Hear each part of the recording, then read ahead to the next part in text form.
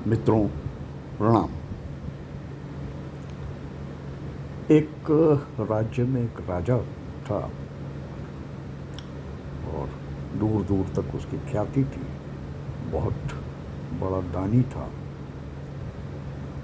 कई काम वो ऐसे करता था जिससे वो बहुत प्रभावशाली हो गया और लोग उसकी हमेशा जय जयकार करते थे। अपने राज्य के लिए वो समर्पित था। धर्मशालाएं बनवाई, बच्चों की शिक्षा के लिए स्कूल बनवाए, अस्पताल बनाए।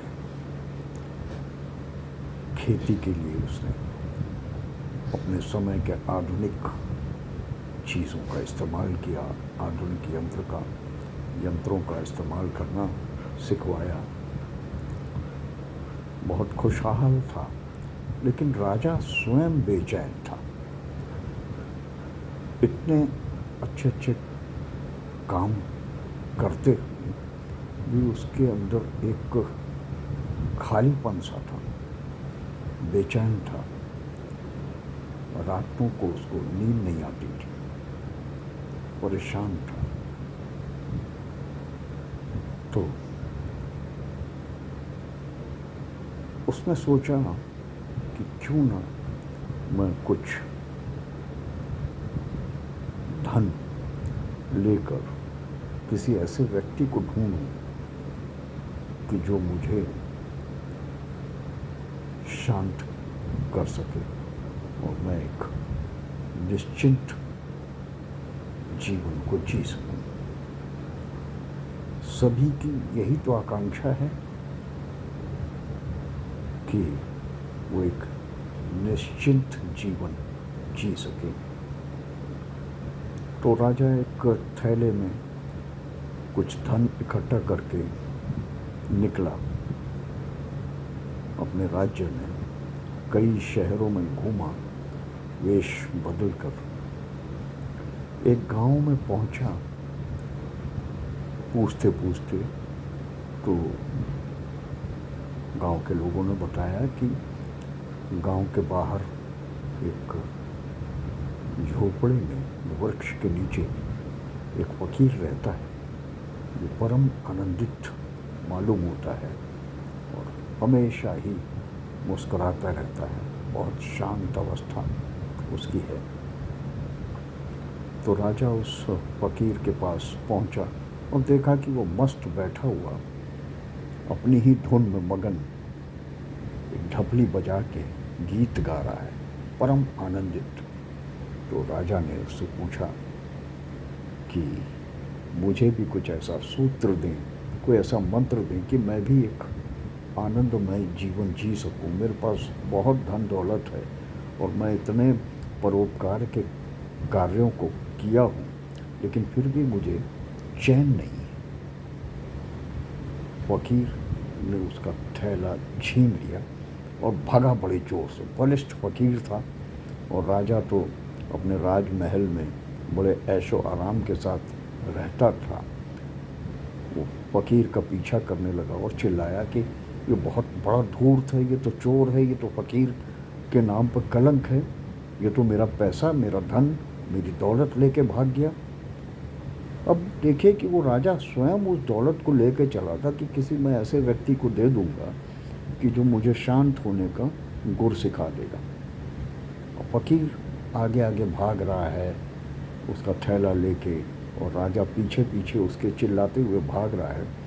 अंततो गत्वा फकीर फिर घूमते घूमते अपने ही झोपड़े के बाहर आके बैठ गया, उसी वृक्ष के नीचे मस्त।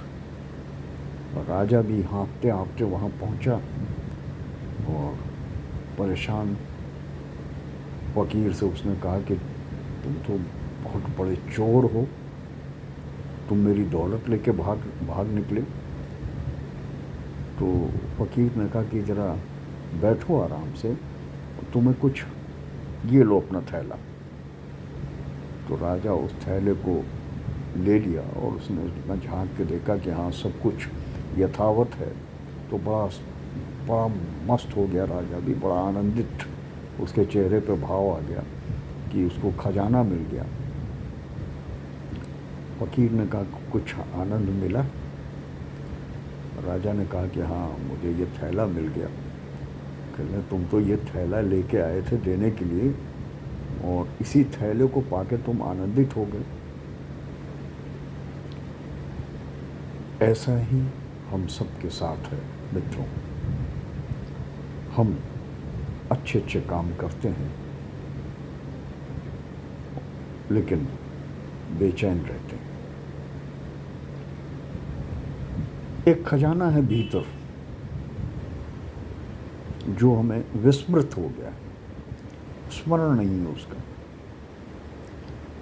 और उसी खजाने की तलाश में हम अपने को कई कार्यों में उलझाए रहते हैं, खपाए रहते हैं। कुछ काम तो आवश्यक होते हैं और कुछ अच्छे अच्छे काम होते हैं। काम और बहुत लोग, सब लोग अच्छे काम ही करते हैं, अच्छे कार्य करते हैं,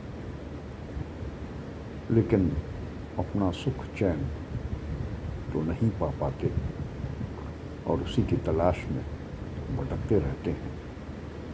खजाना है भीतर, और हमने तमाम तरीके के विचारों से, विचार से मेरा मतलब बुरे विचार या अच्छे विचार से नहीं है, विचार से अपने को ढक लेते हैं। और वो जो खजाना है, जो स्वरूप है हमारा, वो स्वरूप आनंदमय है, उसको भूल जाते हैं। उसको स्मरण करने की विधियां हैं, कैसे उनका स्मरण किया जाए और हम अपने खजाने को फिर से पा सकें और आनंदित हो सकें। मित्रों, इस संबंध में मैं आगे कभी चर्चा करूंगा। विचारिएगा, सोचिएगा। नमस्कार मित्रों।